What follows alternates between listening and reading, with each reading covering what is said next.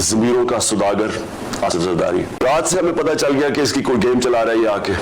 मैंने आपको कल रात आपसे बातचीत भी, आपसे अवाम से भी बात की कि हमें पता था कि अब अवाम ने जिस तरह का मैंडेट दिया, हमें पता था कि इसने कोई गेम करनी है।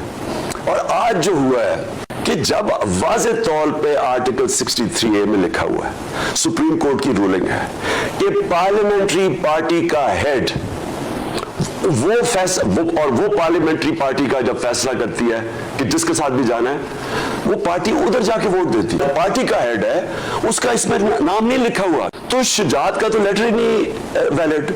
उस लेटर के ऊपर ये जो शख्स है, ये जो बड़ा है स्पीकर, कोई शर्म नहीं आती इसे कि वोट डाल गए हैं। जमहूरियत और क्या होती है?